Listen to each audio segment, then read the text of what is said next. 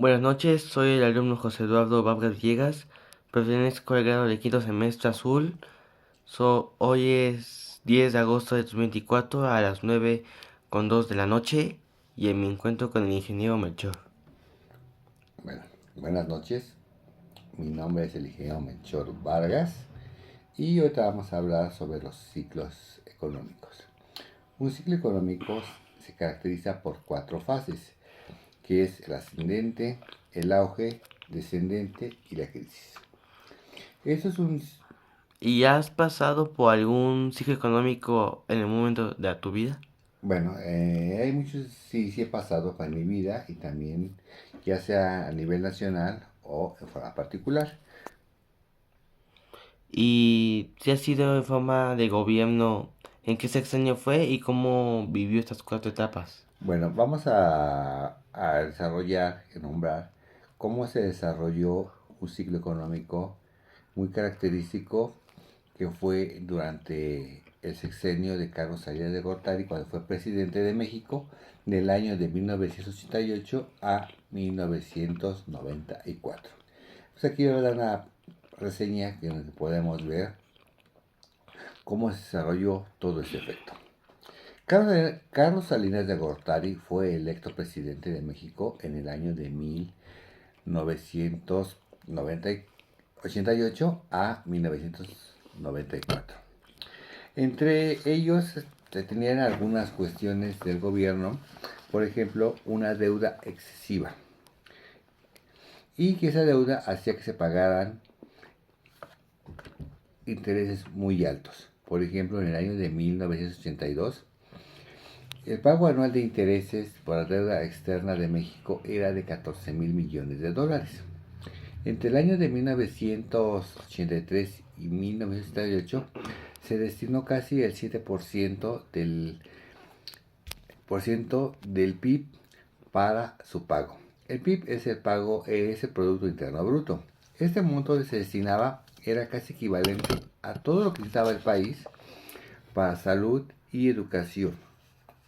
Al inicio del sexenio de Salinas, el monto de la deuda era del 45% del Producto Interno Bruto, lo cual hacía necesario una reducción para lograr un crecimiento del país.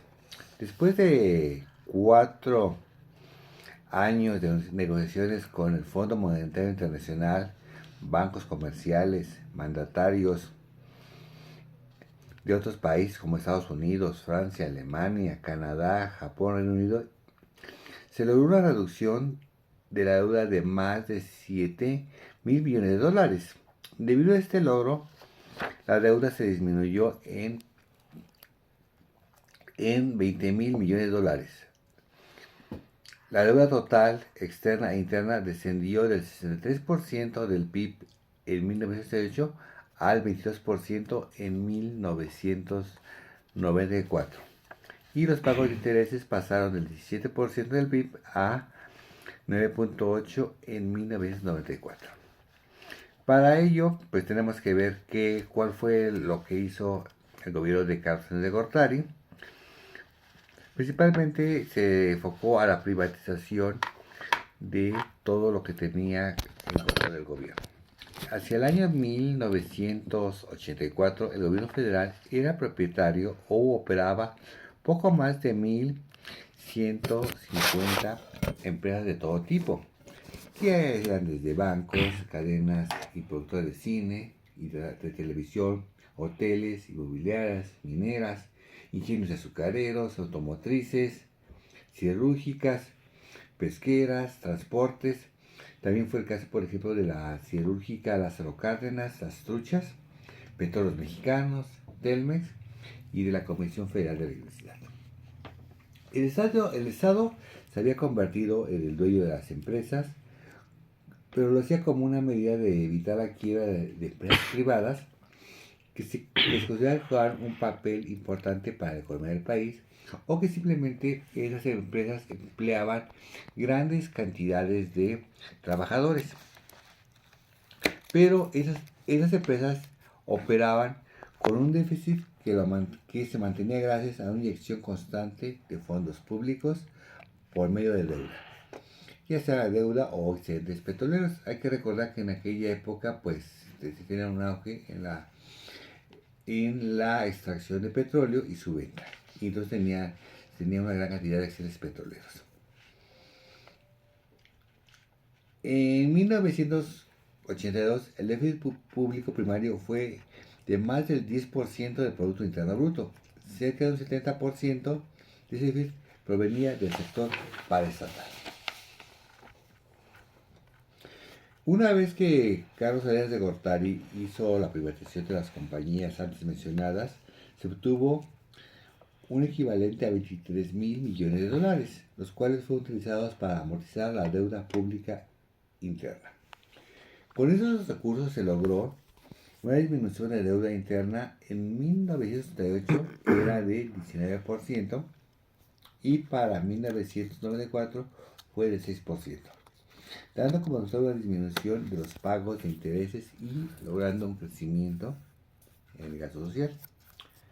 Otra de las estrategias que utilizó el gobierno de Carlos Salinas de Gortari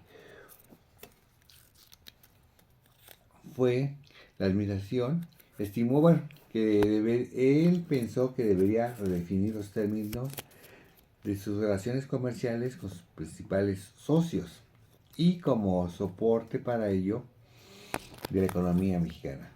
Fue así como Salinas de Gortari inició consultas con empresarios de México, Estados Unidos y Canadá para lograr su integración de México al acuerdo comercial originalmente pactado entre esos países.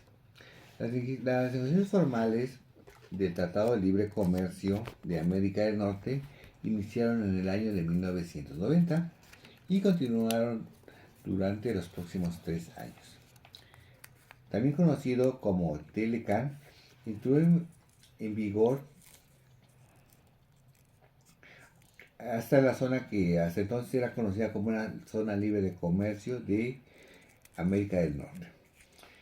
El Telecan ha tenido efectos mixtos, resultados notables de materia comercial e inversión extranjera, pero no de empleo y de salario.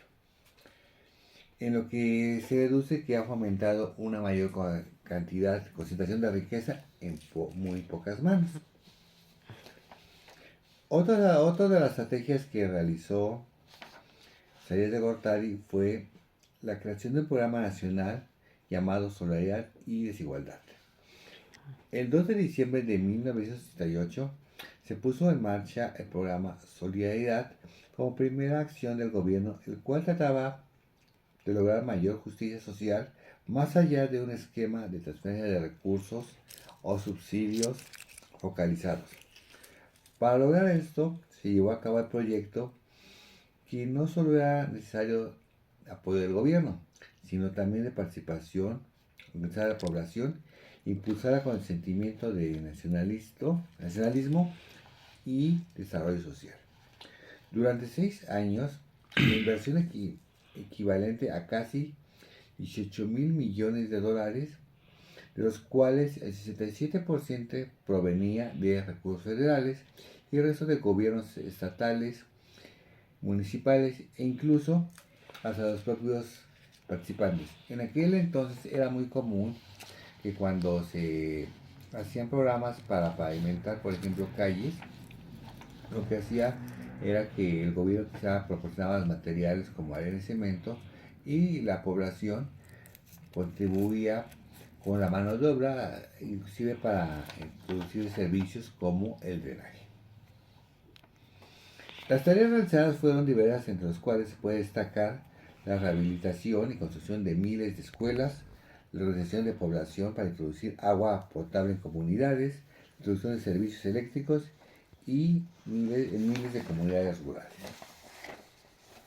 También se hizo, por ejemplo, la rehabilitación y construcción de hospitales, la pavimentación de colonias populares, la entrega de más de 2 mil millones de escrituras y títulos de propiedad en zonas irregulares, más de 1 millón de créditos a la palabra de campesinos, la construcción de más de 20.000 kilómetros de caminos rurales, así como la construcción de 15.000 kilómetros de carreteras.